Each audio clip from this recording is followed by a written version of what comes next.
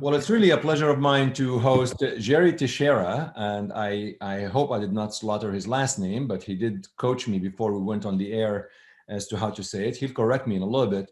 It's really a pleasure to host Jerry on the Healthcare Unfiltered podcast because I actually got the chance of getting to know him and meeting him via social media, and I was really pretty interested in a lot of the things that he says, whether it was related to diet, to exercise, to going to the gym, to even vitamins, obesity, low carbs, all of that stuff. So I thought the best way to do that is we'll bring Jerry on the show and we'll talk all things pertaining to diet, exercise, and obesity. Jerry, welcome to the show. Appreciate you taking time to come on Healthcare Unfiltered. And for folks who don't follow you, or I mean, you only have 30 to 40,000 followers. I know that's really, you're slowing down a little bit. But for the others who don't follow you, a little bit about you, who you are, and tell us just about you. Who is JT? All right. So I grew up on a dairy in California. So, country living, essentially. And then from there, I graduated high school. I went into the Marine Corps for 4 years, where I was a nuclear, biological, and chemical warfare defense specialist. So it's a pretty scientifically technical field. I've always had, an interest in science. When I got out of the military, I was lean. I mean, as you can imagine, it's a high physical activity level. I ate a lot to support that physical activity level. And when I got out of the military, I continued to eat a lot. And still maintained a high activity level. I mean, I exercise an hour and a half a day on average. But my career after the military, there was school, there was lots of sitting, and then even in work, much more sitting. So my overall activity level went down significantly. At the same time, I wasn't 20, 21 anymore. I started to get a little bit older and I started to gain weight. And the reason I'm trying to super condense this, so it's, reasonable for the listener. But I met my now wife. We ended up having a child. This is when I was 26. My daughter was born. So our first child. And I had already started to gain weight, like I mentioned. And then once my wife got pregnant, there are certain hormonal changes and things that happen in a man as well. It's actually easier to gain weight when a woman's pregnant. And I gained 40 plus pounds over the pregnancy and then the year after the pregnancy.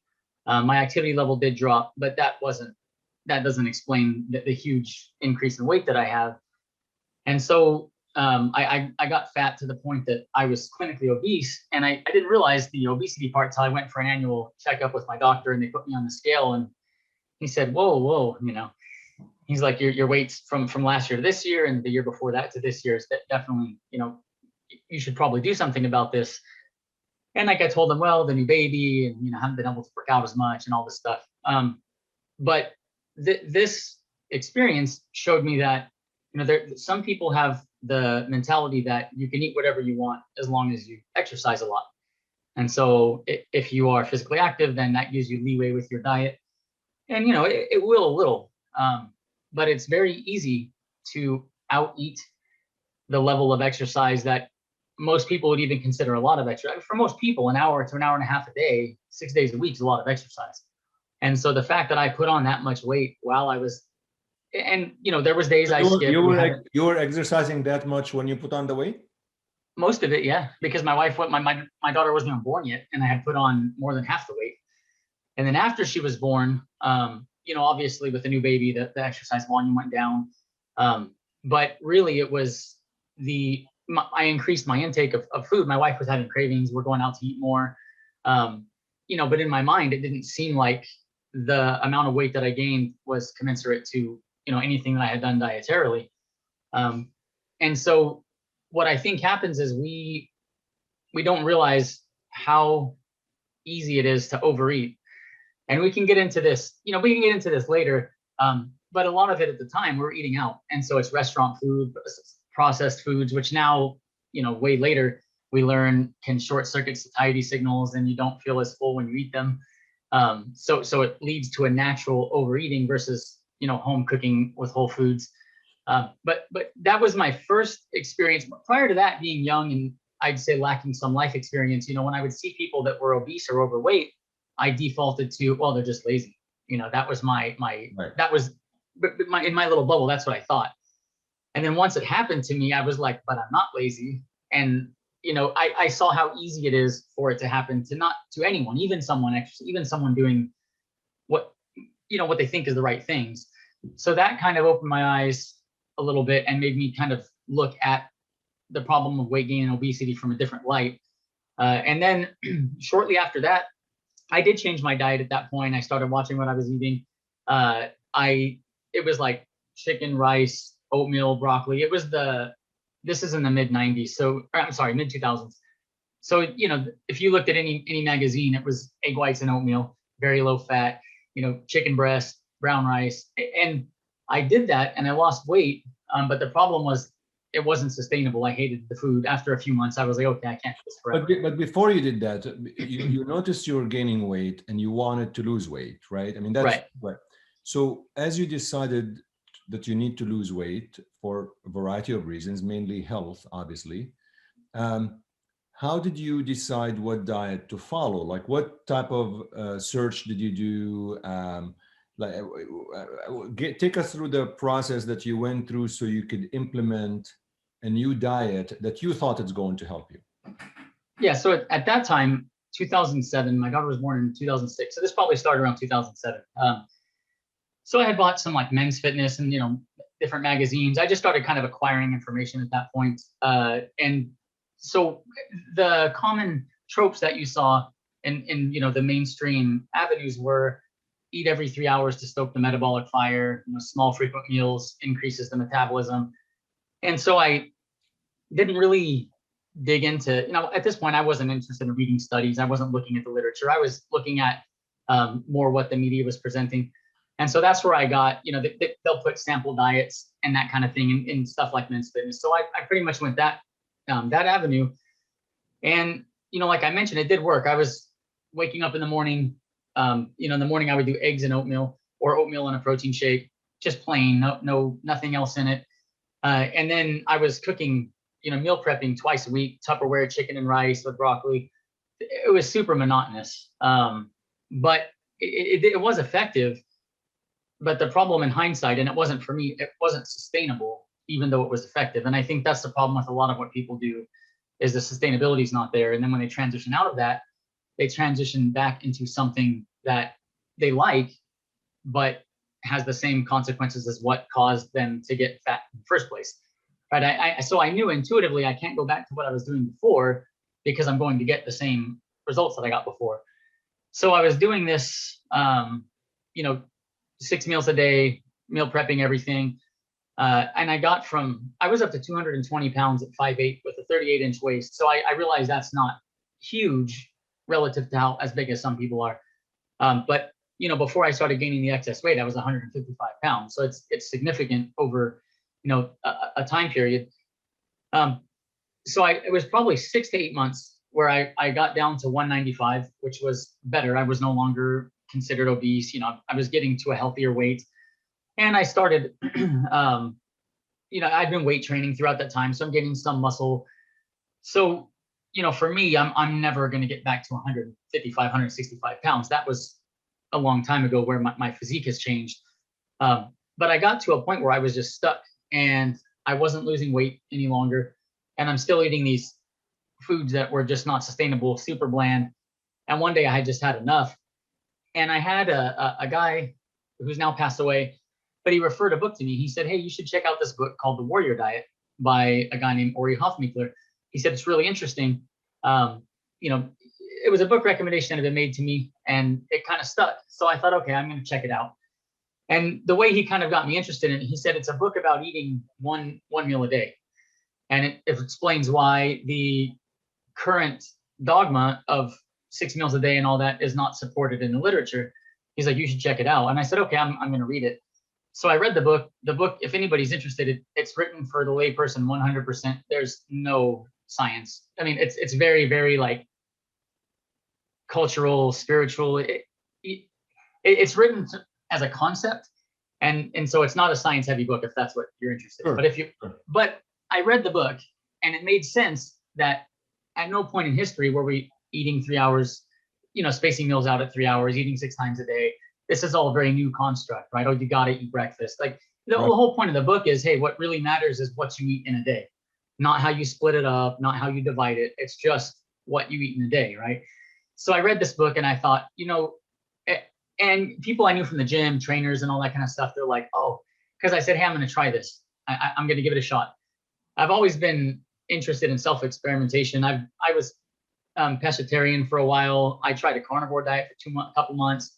Mm-hmm. It turned out being 6 months at the end. I was going to do it for 60 days. We could talk about that. But I look at things from a risk-reward standpoint, and short-term with diet, kind of like the professor that did the Twinkie diet. You're not going to hurt yourself in 2 months. So I think if you're curious about a specific intervention and the risk is low short-term, so you decide to try it. You decide to try it for a couple of months. Right. So I started eating 1 meal a day and fasting for 20 hours, which was pretty hard for the first couple of weeks. Like it pretty hard. It's almost impossible. Are you kidding me? It takes some getting used to, but the way that they recommend it, at least in the book, he recommends just slowly compressing the amount of hours you eat in a day, right? So then you transition into this smaller eating window. But I did it, and I ended up losing the rest of the weight that I wanted to lose. I got very lean over the course of about 2 months, something like that. But the reason that was significant, looking back, it was energy balance, protein. I'm getting adequate protein intake. I'm eating less overall calories, even though the foods were not the traditional weight loss foods. So it's not like a mystery why it worked for me But the significance of this book for me was, I thought, okay, this is crazy. All the mainstream health outlets are telling me that if I only eat once a day, number one, I'm going to lose all my muscle, right? My muscles are going to vanish. Yep. And number two, my exercise performance is going to be terrible because I'm not carbing up, before exercise. I'm not doing the high, glycemic carbs after exercise, all this different stuff. So all the prevailing, dogma of the day was saying, don't do this. And then when I did it, my results were great. So that made me very curious as to why. And that book, being as light on science as it is, made me start to get into digging into the literature and finding out why these things work the way they worked. And, some of the stuff that I discovered in doing this is, hey, by a wide margin, your total protein intake per day dictates your lean mass, your ability to build and maintain lean mass, not how you split that protein intake up. That's so much less important than just getting the daily target in. So even eating 1 meal a day, I was still able to get results. Now, I'm not saying that that's the optimal feeding schedule for athletics or performance, but you can, as long as you get your protein in, that's your primary objective. And then, secondarily, it's like, okay, so for weight loss, making sure that I have the right energy balance. It doesn't matter if I'm eating 6 meals a day and if it's all the right foods. If I'm overeating those foods, I'm not losing weight.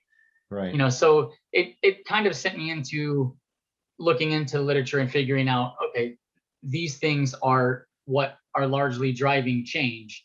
If you want to eat 2 meals a day, great. As long as you feel good doing that and you can sustain that, it will work just as well as 3. If you want to eat 3 meals, which is usually what I eat now, that's fine as well. So when you did this 1 meal a day, it worked, obviously. How long did you continue that? I did it. So, a lot of people call it intermittent fasting. It's not caught. This is 10 years ago now, but most people have probably heard that term. And a 4-hour eating window is pretty compressed. So most people now, when they talk about intermittent fasting, it's more like eating breakfast later, eating dinner earlier, and eating in about an 8 or 9 hour window, something like that. So I did it with the 4-hour window for quite some time, on and off for about 4 years. But I also started opening that window up to like an 8-hour window. And so at the time also you started reviewing literature and become a little bit more educated into what works and what doesn't work. And that got you more interested in nutrition and diets? Yeah, that's what made me more interested in, as I started reading into the literature on fasting, because, at this point it's 20 and 4, there was alternate day fasting. There was, some research on 20 and 4 in humans, some prolonged fasting. But what really caught my attention is up until that point, I exercised out of habit. In the military, I wasn't an athlete in high school. I wasn't an athletic kid at all, actually. But when I went into the Marine Corps, you have no choice but to be physical. And every morning we work out, your physical training. And then on top of that, you have the rest of the training, which is also physical, but you have your daily exercise. And that was 4 years of that ingrained a habit in me that it was just what I did. So when I got out, I just continued the habit that was already instilled. Now later with a little more wisdom in life, I look back and I realize most people don't exercise not because they're lazy. It's the opposite. The default as a human or as any species really is energy conservation. And so if we look back a few hundred years, even 100 years actually, to maybe our grandparents, we're washing clothes by hand, we're pulling water from the well, we're walking everywhere, we're not driving. The daily physical expenditure required just to live was adequate to help keep our metabolic health, in good function. And so, I'm sure if you talk to your grandfather, it's also time, and I want to get into that with you, because one of the things that you tell your viewers and listeners and followers, that there is time. You could actually work out at home. There's a lot of things you could do. You don't need to go to the gym. You don't need to do any of that stuff. So I want to get into that, because I do think time, because to your point, right? Life has gotten so complicated and so demanding. Yes, we don't walk everywhere, but we are working more, and it became just a little bit more where when you work 10 to 12 hours a day, going to the gym, it doesn't become fun. It becomes a hassle. Oh my God, I still gotta go and work out. Like it's not an activity that you're enjoying. It becomes more of a chore that you're adding to your already busy schedule. You just want to go and throw your body on the couch and just watch some TV. I mean, that's really where I think there are a lot of changes. But you go about it by saying you can actually do a lot of stuff at home, and let me show you how. Yeah, and so that's part of where, when I started diving into the literature and looking at, okay, from a biological perspective, what are the processes? Why did this work? I started looking at it from a physical training standpoint also. Okay, so what is often thought about exercise, and what are the data actually saying about exercise, about strength training, about whether it's cardiovascular conditioning. And so I think what happens is most of what people think about diet and exercise, a lot of what people think, and even well-educated people, right? The views that people hold sometimes are not necessarily accurate. And to give you a quick example of this, so I built significant muscle mass without a gym. I work out at home using body weight, a pull-up bar, gymnastics rings. I don't use any weights.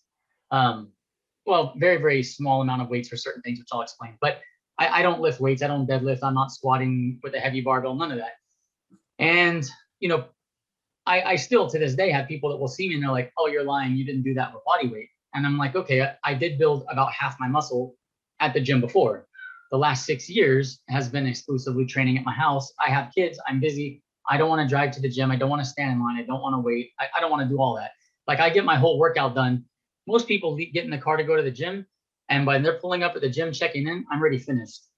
And so with kids, especially, I wake up, oh, my kids are still asleep. Let me make some coffee and go get my workout done before they wake up. I can do it anytime. So it makes consistency, which is the most important thing by far. It makes consistency much, much easier to attain.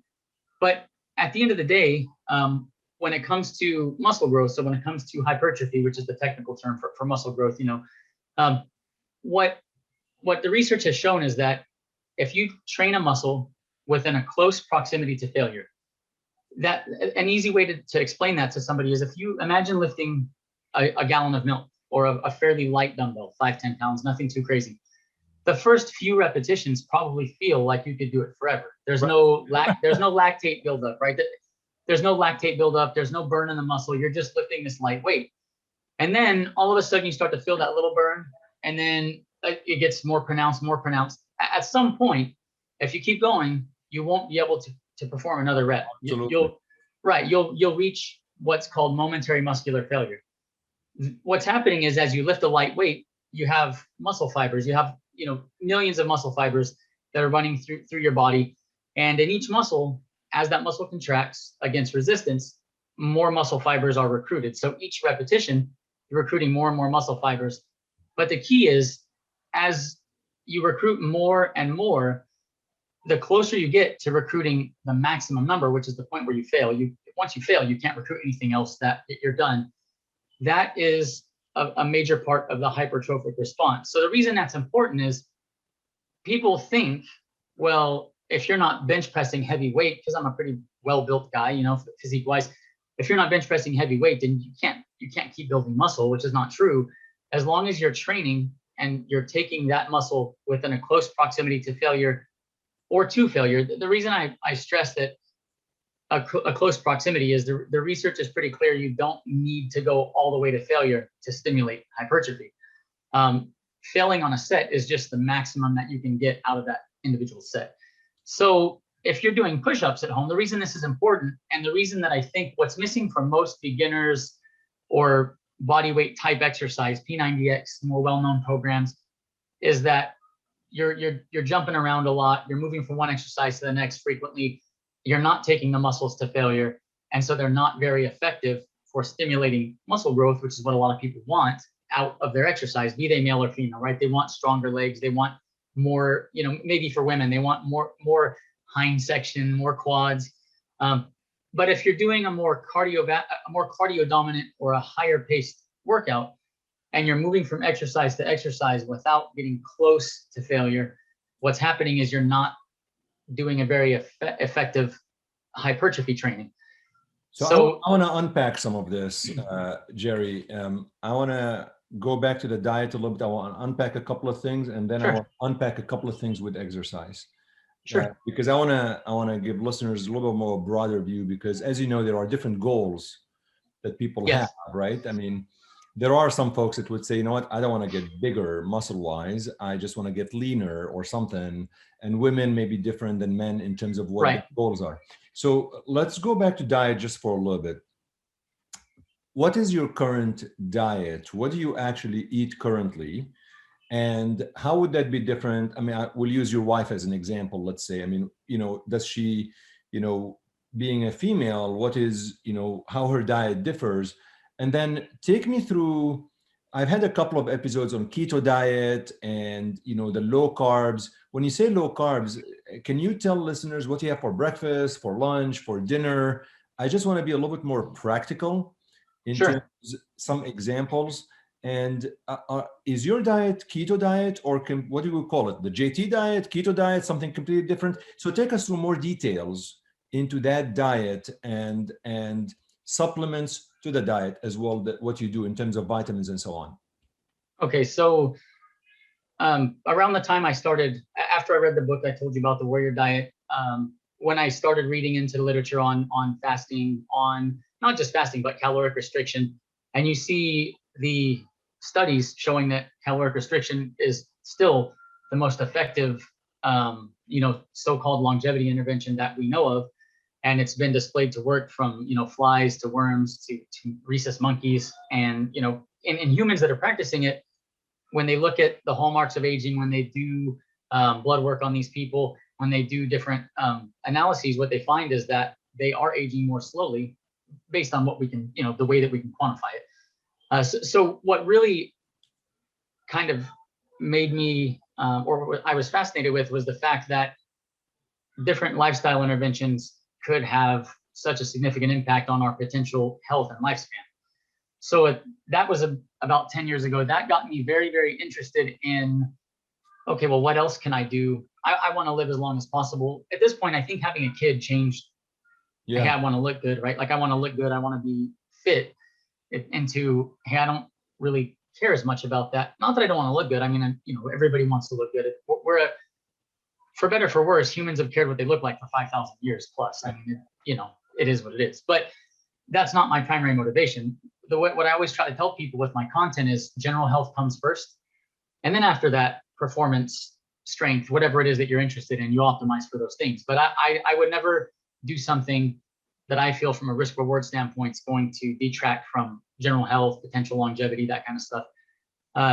And then you have to balance, I think, health span and lifespan. And what I mean by that is if something maybe is optimal for living as long as possible, but you're going to live that way in a weak and unhappy state, then you've you've kind of got to balance those two things. It's why I right? eat French fries. I just want to make sure I get that out of the way. That's, I gotta have my French fries. Right. Well, and that's what I'm saying is I think, you've got to look at risk reward and enjoy life. Okay. Where along that spectrum am I happy with? I'm enjoying what I'm doing sustainable. I like my food, right? To me. So what do you have for breakfast? What do you have for breakfast today? It's okay. So I'm low carb. I've been low carb since then. So, 11 years since I made that change. For me right now, I'm eating about 80 grams to 90 grams of carbs a day, which is higher than what most people would consider keto. But because my physical activity level is on the higher side, I don't train hours a day. It's not like that at all. I train about 45 minutes, maybe an hour on a high day. So it's not something that's, excessive. But I would say that's higher than most people. So with my activity level and the amount of muscle mass that I carry, eating 80 grams of carbs a day still puts me where I drift in and out of a ketosis throughout the day. Give us examples of 80 to 90 grams carbs a day, just so for listeners know. Is that like oatmeal? Like what is that? Yeah. So for breakfast, I have espresso every morning. I have an espresso machine. I'll make that when I wake up. And then I usually don't eat solid food. That's usually 5:45, 6 in the morning. I'll have that. And then around 10 in the morning, I'll have breakfast, which is almost always 4 eggs, various vegetables. I'll make an omelet. I'll make an omelet out of 4 eggs. And then usually it's mushrooms, green onions, sometimes bell pepper, avocado. And then I'll throw a little cheese on there. Sometimes like 2 strips of bacon, sometimes not. But that's usually breakfast. Do you have bread with that? No, not in the morning ever.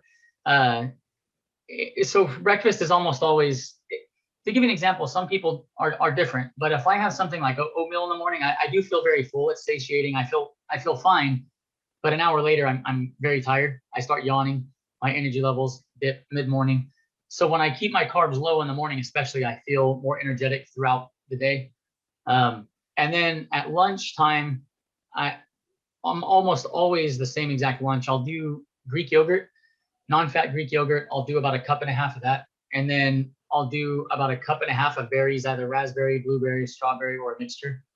And then I'll throw some cacao nibs, like 2 tablespoons or so of cacao nibs. And then chia seeds. I'll throw a couple tablespoons of chia seeds on there and stir that up. That will be my highest carb meal. Greek yogurt, like a Chobani kind of thing? Yeah, that's what I use. Their consistency is really good. So I'll go with Chobani. Sometimes I'll buy whatever brand. But you could have like the flavored ones, right? The flavored Chobani, like with the straw. Because they have like a plain ones and they have a flavored ones. Right. What I do is I buy the plain and then I throw a little stevia and berries. So you get, more fruit for. At the end of the day, the carbohydrate content's probably not lower because I'm adding berries, but I'm not getting, if you look at the flavored, you're getting a higher amount of sugar to not very much actual fruit. Sure. But if you're not.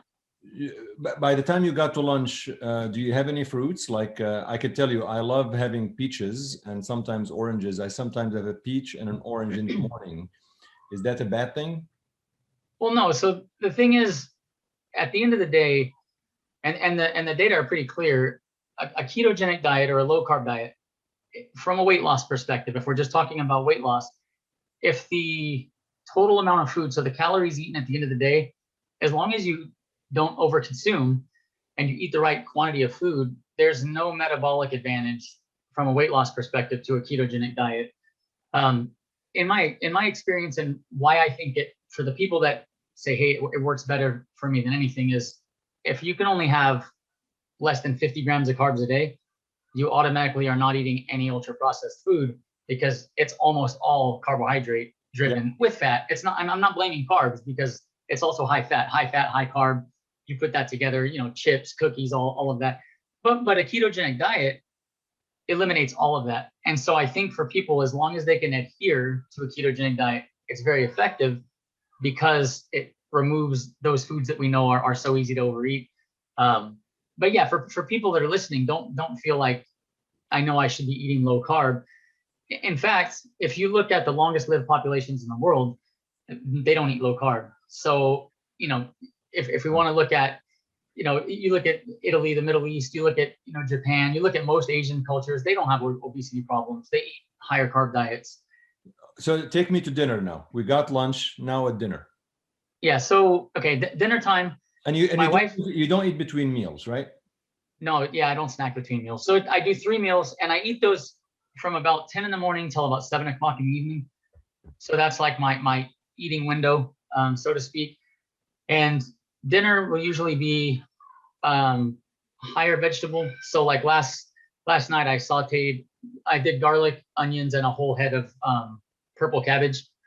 And then I had that with like a sirloin steak. I eat more seafood probably than anything because my wife's vegetarian. So we eat a lot of seafood. So I tend to, I like steak, in my opinion, and at least according to my blood work. I always say in my opinion or specify if something, I'm not recommending this to everyone else. I recommend people get blood work when they eat a certain way and then look at their blood work and see if the way they're eating agrees with their biology, right? So my lipids are always good. So I do eat probably more red meat than a lot of people that are very health conscious. It's generally leaner red meat. So like sirloin, filet, I'll buy lean ground beef. But I'll do either seafood or red meat. I don't eat very much chicken. I got so burned out on chicken. I just don't, and I still to this day don't enjoy it too much. So then 3 questions. Number 1 is, do you ever eat dessert? Yeah. So I'll eat dessert a few times a year. And when I say a few, it's 5 or 6 over the course of a year. And the reason for that is it's not like, oh, I'm superhuman and I just like white knuckle it. I'm not a big sweets person, to be honest with you. So it's not hard for me to not eat dessert. I will go probably twice a month. I take my kids to sushi and I grossly overeat sushi. So I just, and the funny thing is, I mentioned to you before we started, I had my genome sequenced, and it's just interesting. You're not going to have your genome sequenced and get a lot of actionable information, but it's just interesting. And one of the things that I thought was funny is I've always told people, man, even when I was obese, I wasn't obese from brownies. I was obese from lasagna and pizza, right? That was the foods. I just wouldn't eat dessert, but I would eat a whole large pizza. And so I have a genetic polymorphism that says, oh, you love savory food. You're not a sweets person. They can kind of certain genetics that, people have indicate whether or not you're more likely to have those types of cravings. And it turns out that maybe it's my genes, but I'm more of a savory person than I am a sweets person. The second thing is, we talked about the dessert. Tell me about 2 things. Number 1, you go to the store, there's a lot of these like protein bars and the supplements that you're supposed sometimes to snack on or in between meals, like and vitamins. You go to any store and it's like I don't know how many billions of dollars industry in terms of vitamins and supplements. Do you take any supplements? Do you take any protein bars, or do you recommend them? And if yes, why? If no, why not? So the way I view protein supplements is all supplements really are there to supplement a proper diet. If your lifestyle, your diet, your exercise, if those things are not being done, then I don't think you're going to realize a big benefit or really probably any measurable benefit from any supplements at all. But with that being said, the potential downsides, I think, to a protein supplement, for example, is they are isolating the protein molecules and you're losing the micronutrition that comes in a whole food matrix. So, if you eat fish, if you eat lean ground beef, if you eat whatever it is that you eat to get your protein, you're getting micronutrition, vitamins, minerals, there's other things in there that you are getting that are beneficial to health that you're not getting from supplements. So I don't think taking a protein shake to help you hit a protein goal or throwing it in your smoothie, for example, or however you want to use it, I don't think there's an issue with supplementing protein. Where I think you could run into an issue is if you're over supplementing the protein at the expense of eating nutritious food. How much protein do you need in a given day? If you're physically active, 0.8 grams per pound or 1.6 per kilo, roughly that area is what you'd want to maintain lean muscle mass and allow you to build lean muscle mass. So, my son That's okay. No, that's okay. That's authentic. That's why it's healthcare unfiltered. We just put everything in. So, one of the things I think when people look at, the RDA for protein, and I'm not a dietitian, so I'll be faced with that. But the RDA is the amount of protein that you need to eat to prevent associated deficiencies, medical conditions from a deficiency in protein. It doesn't mean that that's the optimal amount of protein for an individual to eat. So I do think the RDA are probably a little bit low, especially because protein is very satiating. It does well when they look at satiety of specific foods. So when you eat a meal, if the meal contains a solid protein serving, you're likely to feel fuller longer than if you're eating a meal that's lower in protein. And that's part of, if you look at CDC does data on, American diets, and what they find is that the median carbohydrate intake is 48%, I think. Fats like 33% of calories, and proteins less than 13%. So the average American, we know we have an obesity epidemic going on. We eat a lot of carbohydrate and fat and not enough protein. In my opinion, when you look at what the research supports as best for body composition, we definitely have a body composition issue as a society. So you don't take vitamins? Do you take vitamins? Or you yeah. So I don't take any. I personally don't use any protein supplements or protein bars. Although I've been working from home since 2017. Prior to that, I would use protein here and there, like if I'm traveling, if I'm on the go. And so I think they're fine if you need to fill in when there's not a better option. I just favor food because you're not going to get, yeah. So, but I don't think, I do think that we've got to be careful with regards to protein bars. So most protein supplements, you're getting very low carbohydrate, very low fat. It's mostly just protein powder, right? Yeah. With most protein bars, that's not the case. And the calories can get very high, and some of them are just glorified candy bars. And so I think you just got to be careful and read the nutritional information when it comes to protein bars. As far as supplements, I do take a multivitamin like every other day.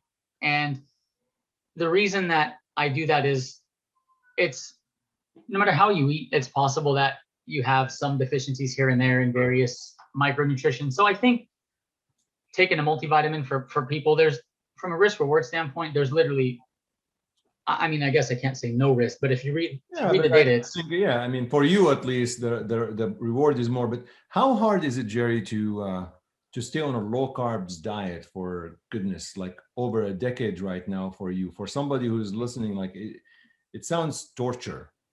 If it depends on your, I think it depends. And as you answer that, take me through the decision that you make if it's a woman versus a man in terms of diet, because it's, are the recommendations different in terms of requirements, or it's about the same, just less because weight could be different? Yeah, well, so I think that two things that you got to consider is it seems to me from, decades of working with people is that on average, women tend to gravitate more toward carbohydrate heavy foods. If you just ask them, what are your favorite foods? What do you like to eat? Oftentimes, men will say, oh, I like steak. A lot of times it's more protein heavy. And sometimes I find that men have an easier time with a higher protein, lower carbohydrate diet. What I would say for women or men, and this goes both ways, but the biggest common thread in successful lifestyle patterns and successful diets is sustainability. So I'm going to give you an example. Let's say your culture is a culture where the foods are higher carbohydrate foods, and you can't imagine not eating those things. You can lose weight and you can maintain a great, body composition eating higher carbohydrate foods. The trick is you're either going to have to choose a higher carbohydrate, lower fat, or you're going to have to choose a lower carbohydrate, higher fat. I'm sure it probably is common sense to people. If you're eating high carbohydrate and high fat, there's just too much total energy in the diet. And so that's the standard American diet, high carb, high fat, right? So I'm always careful to tell people that you don't have to do a low carbohydrate diet, but you do have to choose either low carbohydrate or low fat. And then do the one that is the most sustainable for you. To give you an example, I mentioned my wife being pescatarian. She eats lower fat, higher carb, not crazy high carb, but she's more higher carb, lower fat. And I'm the exact opposite. I eat higher fat, lower carb. So you kind of have to choose, and then, you know, look at recipes and foods that fit within that framework. How about alcohol? I don't drink. A few years ago at a wedding, and then before that, when we went to Hawaii, it's not that I think. But I mean, you don't. But if somebody likes to have a glass of water, like how would that affect that? Like, where would you put that in the diet perspective? Because I don't. So what I was going to say is just, I think that when it comes to alcohol, a moderate amount, so the glass of red wine a day, that type of thing, I think that is, it's never really, from what I've seen, been associated with impaired health outcomes. So I think that as long as you legitimately can stay in that, you know, European consumption, or what people tend to think of, you know, in that regard, it's probably fine. The thing you have to be wary of is that alcohol does contain calories. And so you kind of have to look at it like I'm having a glass of Gatorade, right? Gatorade contains carbohydrate, it contains calories. So you can have that, and it's not going to impair your ability to lose body fat. You just have to make sure you account for it. So if you're thinking, okay, I think I'm good for the day, then you're going to have a few glasses of wine. Now, not because it's alcohol, but because the caloric content of the alcohol can push you over. So you got to be cognizant of the energy content of alcohol. And then the other thing is, alcohol will generally impair sleep quality, especially if you have more than one glass for most people, or if you have it too close to bedtime, which most people like to drink in the evenings. So that's just something to kind of be aware of, that you may feel okay, but if you look at the data on alcohol consumption and sleep quality, it definitely negatively impacts your sleep quality. So that's just something. My friend, my sleep quality sucks, and I don't even drink. Another question before we move to exercise is ice cream. Do you ever have ice cream? Please say yes. Okay, so, please. You know what's funny? On a rare occasion, I will with my kids, but the dessert that I love, tiramisu, like real authentic tiramisu. So that's my thing. I actually have some mascarpone cheese in the fridge, and I've never made it. I have a recipe for low carb, like keto tiramisu, right? And it's good, but it's not amazing. It's not real tiramisu, right. You know. So my daughter wanted to make it like, hey dad, let's make real tiramisu at home. Let's try it. So we looked at these like authentic Italian recipes. And so we're going to make like a real tiramisu. But yeah, for me, I'm, like I mentioned, about 80 grams of carbs a day. That's my daily, what I eat daily. If we go to a restaurant, which we probably eat out once, like sit down at a restaurant once a week, once every 10 days, something like that. If we go to a restaurant, I will, depending on the kind of food, I won't eat low carb. But just because. How do you track it? Like, do you have like an app you track? Like how, I'm trying just to understand, is your mind constantly thinking what I'm eating? And we hear about apps to track what you eat, and you enter and you input what you eat to tell you if it's true. Like, how do you track your intake, or is just a system you're used to it right now? Or do you use an actual app to tell you what the calories and the content? Yeah, so I think tracking for a week or two helps you get an idea for when you look at foods, roughly where you're at, right? It's not gonna be perfect. And so I have done that in the past. And when I go get blood work, so I go once a year, I'll have blood work done. And I usually track 2 weeks before I get blood work done. And not every single day, but I'll track probably two out of 3 days, or 2 out of 3 meals. And then the main reason I do that is I want to see where my dietary fiber, my saturated fat content, and that kind of stuff is, so that when I get my blood work, if my lipids come back and, hey, your LDL went up, okay, what have I been doing? You know, is because everything on my blood work, everything's where it's acceptable to me. I'm happy where it is. You know, if anybody cares, my LDL range is between 85 and 91 usually. My triglycerides are 55 to 60. My total cholesterol 160 last time. So, you know, if as I'm getting older, if something were to start to shift, I want to be able to go, oh, well, maybe I need to lower my saturated fat. Oh, you know what, my fiber is lower than it normally is. You know, so I will track for a few weeks before blood work, but I've done it enough that I don't have to track anymore. And to be clear, you can lose weight. I mean, you can lose weight, you can be healthy, you don't need apps, you don't need to track. But to give you an idea of what you're working with, most people I find, if they actually do it for a week or two, what they learn is beneficial and it does help them long term. So I don't want people to think, because it's an inconvenience. I mean, we're busy, we have all this stuff on our plate already, and then you're sitting there entering all this stuff. You know, you can use like MyFitnessPal for free. It's pretty easy to use, but I don't. The more things you put on someone's plate, the less sustainable everything becomes. So what I usually encourage people is, look, track for a week or two, and once you have that information, that'll help you eyeball how much to eat. So like when I told you I eat 4 eggs every day, I literally use 1 teaspoon of butter, 1 teaspoon of olive oil in the pan. Then I saute the vegetables. Then I put my 4 eggs. Like, I eat breakfast at home every day. So I already know my breakfast is going to be this many calories because I eat the same thing almost every day. You got used to it. Yeah, I get a little system. You get a little system for yourself. Yeah, you get a little system with that. So then, and Jerry, do you? I know you have a. We'll talk about your website a little bit, but do you provide nutritional counseling to people? Like, are you trained in nutrition, or this is like, you help them with the exercise program, or both? Well, tell us about that. So I can do both, but what I always tell people is, if somebody says, hey, look, I'm type 2 diabetic, I have these different medical conditions. Definitely, I'm not a dietitian. And so I'm not qualified for, nor would I try to give somebody a diet to treat, if they have some kind of health problems like that. What I tell people is, I can help you with eating to support your body composition goals and, general health and wellness. So if somebody's like, hey, this is what I want, I'm on an exercise program, I really need to lose 20 pounds, I'm already healthy, my doctor's cleared me for exercise, yeah, then I can definitely, do a comprehensive program for you. Speaking of the exercise program, one of the things that always intrigued me is that you say you don't need the gym, you can exercise at home, and you've been doing it obviously for a while. So how, I don't know, it's very difficult obviously to demonstrate on a podcast, but I'm curious in terms of how do you implement that? How do you tell people what to do? And have you seen more people benefiting from it because they don't go to the gym? Like, what kind of exercises can somebody do at home? Okay, so there's, I guess push-ups. There's two. Well, okay, so there's two things. So we want to have a good body composition. If anybody listening, right, we don't want to be fat. We know that from a health standpoint, when you have a better body composition, it's associated with, greatly improved outcomes health-wise.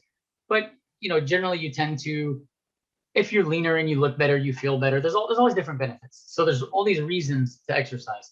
But to the point you brought up earlier, we're busy, we have all this different stuff going on. And so from a sustainability standpoint, what I try to focus on is sustainability and efficiency. And so I think one of the things that people miss often when they begin an exercise program is you want to focus on building strength. And the primary reason for that is because strength is a very strong correlate with human longevity. When they look at centenarian populations, the upper 1/3 in strength tend to live the longest. So, and the weaker tend to have the earliest mortality. So it's important if you think about, okay, I'm going to start exercising. Awesome. Now you've made a commitment to start exercising. What should you do? You should make sure strength is a part of your exercise program. Not even if you say, well, I don't want big muscles. Trust me, it takes years. You're not going to have to worry about getting big muscles very quickly. So it's definitely a long process. But even if you normally wouldn't think, oh, I want to get stronger, it's good for your longevity. It's hugely beneficial for health, especially if you think about, I'll give you an example. When you strength train, you improve stability, especially when you do it properly. You improve stability, your joints are stronger, your whole musculoskeletal system is stronger. You're less likely to fall. And if you do fall, you're less likely to be as severely injured. So let's say you're getting older and you fall and you don't break your hip, you don't fracture a bone. Okay, that's a huge win, because if you suffer a hip fracture later in life, the mortality within 12 months is something like 40%, roughly, depending on the study that you look at. So most people, when they sustain a catastrophic musculoskeletal injury, from that point on, that begins the end of their life. They will start the decline from that injury. So you want to try to safeguard yourself against that injury. And then if you do suffer an injury like that, the stronger that you are, the easier the rehabilitation is likely to be and the more full your recovery is likely to be. So I definitely want to encourage people to make strength a part of their exercise program. So don't just, I'm going to start exercise, cool, I'm just going to go jog, and that's all you do. That's excellent. I'm not criticizing anyone if they're just going to go do endurance work. I actually run as much as I lift. So do you recommend running and jogging? yeah, I mean, I mean, oh, the reason I ask is because I hate running and I was trying to get out of it, but now it's not, well, that's what I was going to say. It's not a requirement. If you like it, then yes, 100%. If you enjoy it, you should do it. Because again, sustainability is key. If you love to get outside and go run in nature and everything, then for sure, it's excellent. What I encourage people to do is also work in some strength training. And to the point I made earlier with sustainability and efficiency, you can do a 10 to 13 minute strength training session, literally 10 to 13 minutes, 2 to 3 days a week. And that will build muscle very well. So at home, how do you do strength training for 10 to 15 minutes? What do you, just like a couple of exercises, just curious. So the way I normally would suggest it for the average person to accomplish 3 things. So you're going to build muscle, you're going to get stronger, and at the same time, you're going to improve your cardiometabolic health all in one shot. What I would suggest is you do a series of exercises in a circuit. So you move from one exercise to the next with minimal rest. If you need to take 30 seconds of rest, you go ahead and do so. But as you get healthier, as your conditioning improves over time, you end up needing less and less rest to where you're able to just move from one exercise to the next. And to give you an example of something an absolute beginner could do, utilizing only your body weight, you could do body weight squats, which sound like nothing, but you imagine a toddler squat, the perfect body weight squat in your mind. If you picture a 3-year-old squatting down to play with their toys, they squat butt to heel. They have great mobility. So that's what you're shooting for. Now, most adults, because of decades of sitting in chairs, driving cars, we cannot squat like that. We lack the ankle mobility. The hips are too tight.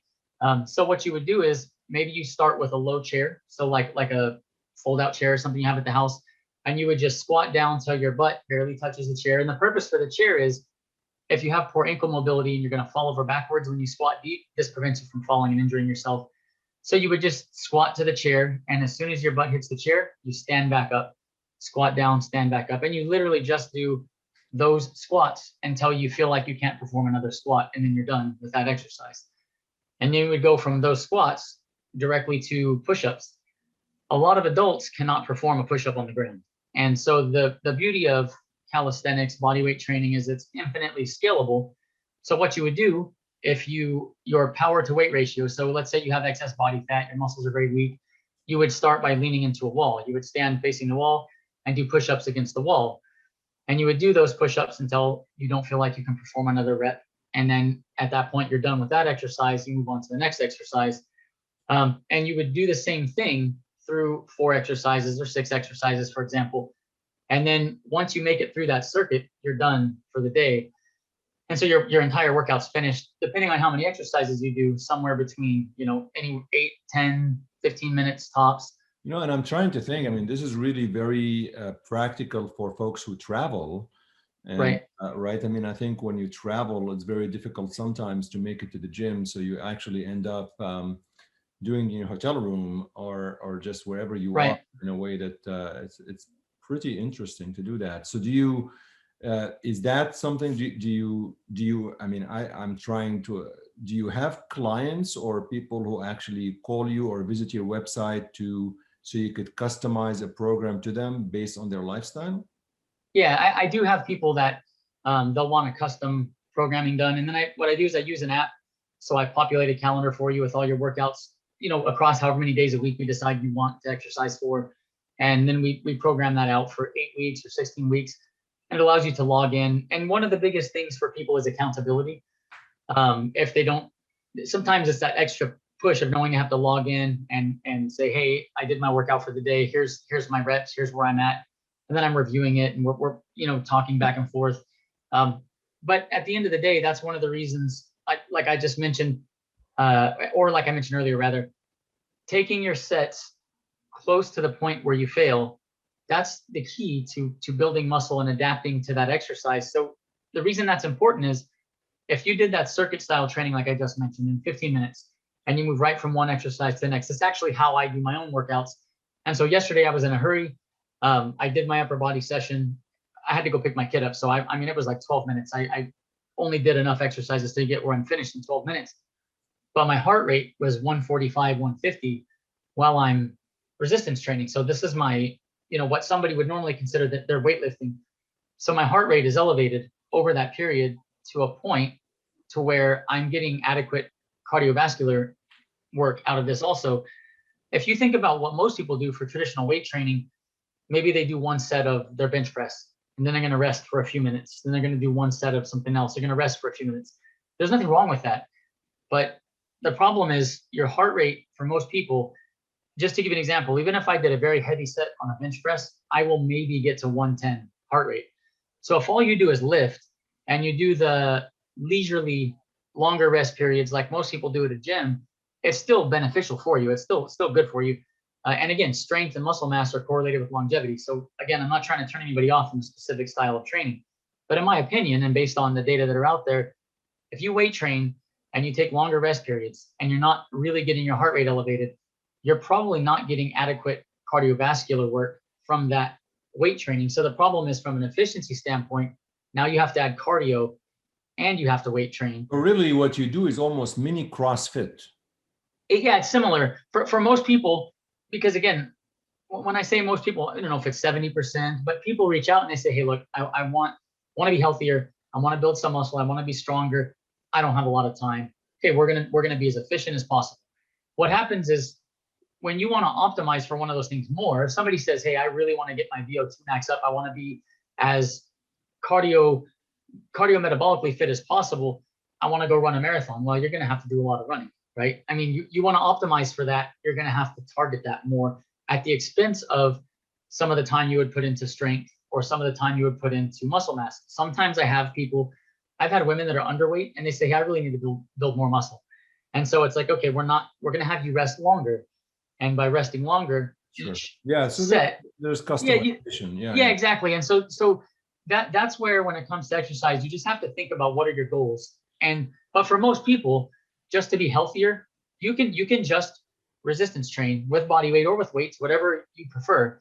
But you could just resistance train, and as long as you keep that pace from exercise to exercise high enough, you're going to get the cardiovascular benefit. Then, as long as you take the sets close or to failure, you're going to get the muscle growth and the strength adaptation too. The biggest mistake I see with people when they want to work out at home and is a lack of intensity. And when I say intensity, I don't mean the pace. Sometimes they're jumping all over the living room, jumping jacks, crazy, all this stuff, but they're never taking the muscles. They're getting centrally fatigued. So yeah, your heart rate's 160, you're dripping sweat. None of your muscles are close to failure on any of those sets. You're not going to build any muscle. You're going to, right, that's the point I try to make people, is you're going to centrally fatigue yourself. Man, I feel like I got hit by a bus, and you still didn't build any muscle. If you're going to put all that work and all that effort into your exercise session with that. Yeah, exactly. So we've talked about a lot of things. In the last thing, and you've been very generous with your time. I want to be very sensitive for your time. So we've talked about exercise, low carbs, keto diet, risk reward, vitamins, supplements. My last thing, and then I'll let you go, I promise. No, you're good. You're good. Is how did you utilize social media into this? I follow you on Twitter, and I'm getting to learn Instagram. I just started following you on Instagram because I still have no clue what Instagram is. But yeah, I'm not that good at it either. Yeah, what is? Have you how long have you been on social media, and how have you utilized this? And any backlash? I mean, have you gotten some people who were not too friendly to you or your approach on social media and all of that stuff? So maybe in a minute or two, if you can just describe your social media experience, and then I promise I'll let you go. Yeah, I think what's helped me on social media, back in 2011, I reserved my name on Twitter, but I never used it. So luckily I reserved it. And then way later, 2018, I think, was when I first started utilizing it in any active manner. And so I started using Twitter mostly to follow people that, PhDs, researchers whose work I wanted to stay abreast on. So I used it mostly for that purpose at first. and I had a lady who had a wrist injury. I saw her in a thread, and she had already went through physical therapy, but she was having some problems with her wrist, and she was trying to get back into weight training. And so there were some specific forearm and wrist strengthening and mobility exercises, but they're hard to explain, on a tweet. So I shot a quick video and I sent it to her, and then she shared it, and it kind of took off. And then I had other people asking questions, so I started answering in some tutorials, some video tutorials, which Twitter's not good for finding that stuff later. Yeah. Right. So I started a YouTube just to have a place to kind of house things so that later when somebody asks, I can say, here's the link, go check this video out, so that started the YouTube. And then, so the last 3 years really is where my Twitter growth started. And the thing that I'd say I try to do with my social media is we've become, I think, because of social media, increasingly tribal, and everybody wants to be right all the time, and their way is the right way and everybody else is wrong, right? I see it all the time, right? So you get your keto community, which I've been low carb for a long time. I consider myself a part of that community, but I've insisted all along, I'm never dogmatic. There's more than one way to get results. There's many paths to the same destination. And to me, it's kind of like common sense. I mean, I can just look around the world at all of the populations that aren't fat and they don't eat low carb. So it's completely insane to me that anybody would think you have to eat low carb to lose weight. It just doesn't even make any sense from a common sense standpoint. Now, with that being said, it's a perfectly valid approach if that's how you want to do it. So I think that the things it's been a double-edged sword. I get some pushback from different communities because I'm in that community, but I'm also not dogmatic about that community. And I'm the first person to say, people are like, why do you think a low carb diet worked for you? And I'm like, because I ate less energy than I expended. Like energy balance, if anybody's taken high school biology, energy balance governs every organism on the entire planet. So when I see people, just tells you it doesn't matter what you preach in social media, somebody's going to be offended. Someone is not going to like you. Always. Okay. So listen, this will capture perfect example. There's he's not vegan, but he's strongly plant-based, right? Like he's a PhD researcher, smart guy. It's a little contentious. His style is very confrontational, but he posted comparing a ribeye steak to lentils. And he talked about why lentils are nutritionally a much better option than ribeye steak. And so I replied and I said, hey, the nutritional argument, I get that. But have you tasted a steak and have you tasted lentils? Those, we joke back and forth. And so anyways, but it was like a debate. And it was actually a friendly debate between several people, but they were comparing ribeye to lentils. And so, of course, the strongly meat-based low carb people are like pro ribeye, and lentils cause inflammation, and you don't want to eat lentils. And then the plant-based people are like, oh, you're murdering animals. It turns into the big argument, like, oh. So the next day I posted a picture of a ribeye steak on a plate with a lentil salad, and I said, look, why not ribeye and lentils? I think I saw that. It was really funny. Almost every day I don't like pay attention to this every day, but usually I'm gaining followers on a daily basis. So I posted the ribeye and the lentils, and I lost followers. Of course. So people are that tribal, and they want to have an echo chamber so bad. If anything, COVID-19 has increased the tribalism, right? I mean, it's crazy. Right, and so the thing is, I'm the opposite, where I follow some vegans who are, I think, dogmatic vegans, right? Not always arguing on the merit of nutrition or whatever, but just they're biased, they have dogma. But some of them put out good work, and I still learn. I still follow them. I don't care, right? Yeah. I follow people that are like, I don't follow any political accounts because it's not good for my blood pressure, for my peace. Yeah. So you guys stay healthy. Dude, I unfollowed all those people like 2-3 years ago. I was like, okay, this is toxic. I don't want to, I don't want to see that in my feed. But I think to the point that you made, I think we all need to we all say we're tolerant, but we're really not tolerant. No, we're tolerant as long as they agree with us. Before I let you go, how do people, I want to make sure people, so your Twitter account is at Jerry Teixeira, that's Jerry Teixeira. And you have a website as well? Yeah, it's bodyweightstrength.fit. And you also have what, like a YouTube channel? YouTube, yeah, and the YouTube is Bodyweight Strength. Okay. Or you can type that in. It's my name on YouTube is my name as well. But Okay. you can type in body weight strength, and I'm pretty sure I come up at the top. And also, you also have Instagram as well. Yeah, kind of like you said, trying to be more active on there. I have no idea what I'm doing there, but hey, I made an account. Jerry, this has been really a pleasure. The only thing I would say, the only comment I have is I'm not really sure I'll ever have six-pack, because my goal is to have six-pack. You know how it is. I mean, that's really my goal. Yeah, but, yeah. I really appreciate you taking the time. Any last minute departing words before I let you go? And we have to take a very important picture for the Twitter world, by the way. Oh, yeah. But any last words? Probably the biggest thing that I try to get across, and you've probably seen this with my social media, is there's more than one path to the destination of good health. And so try to adopt a sustainable, healthy overall lifestyle pattern.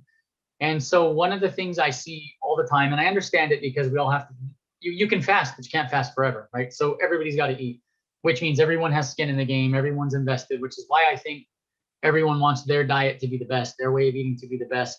But I see often people get too wrapped up in thinking that diet is the only thing that matters. And certainly diet matters a lot. I mean, we are what we eat to an extent. So yeah, diet's important, but don't forget that when you look at, Alzheimer's, when you look at cancer, and you look at heart disease and all these other things, exercise is independently correlated with drastically improved outcomes in every single one of them. So don't get caught up in just diet, making your diet perfect, obsessing over all these little, micro details of diet, and then you don't exercise.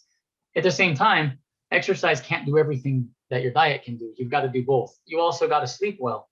If you're not getting enough sleep. There. Once you say sleep well, I have like the most awful sleep pattern in the universe, sadly. Oh, but then I know. But then you could say, okay, I know where my low-hanging fruit is. I know where my low-hanging fruit is. It's at the same time. If your device usage is too high, one of the things that's strongly correlated to longevity, I think less so than diet and less so than physical activity, but still, when you look at correlates to longevity, mindfulness, being in the moment. I think one of the biggest challenges for us today is, are you present in the moment? Are you enjoying what's happening? Is your face in the phone while you're at dinner? Are you not paying attention to your kids? And those things obviously can impact the child. But they impact us, So when it comes to health and wellness, I try to tell people to focus on the big picture. Are you getting natural sunlight at some point in the day to help regulate your sleep and wake? You know what I mean? Like it's not just about diet. It's not just about exercise. It's try to think about, my family's from the Azores in Portugal. Okay. So there's an island where they don't even have cars. So sometimes I think about my grandmother and I'm like, okay, how would she be living? I'm not trying to appeal to ancestors or appeal to the naturalistic fallacy or whatever, but I think it's beneficial to think in terms of evolutionary biology. I mean, what did nature select for as we became who we are today? And so, yeah, maybe we need a little less screen time. Maybe we need to turn the lights off a little earlier, wake up a little earlier, get some sunlight in the morning, de-stress. Yeah. So I try to paint the overall healthy lifestyle pattern is the important thing, not the magic diet or the magic exercise program. It's all of it. So all the take-home message is look at the overall picture. Jerry, you go by JT also, which means gives you more. Yeah. It's been a pleasure having you on Healthcare Unfiltered. Truly appreciate it. Thank you so much. Yeah, it was awesome being here. Thank you.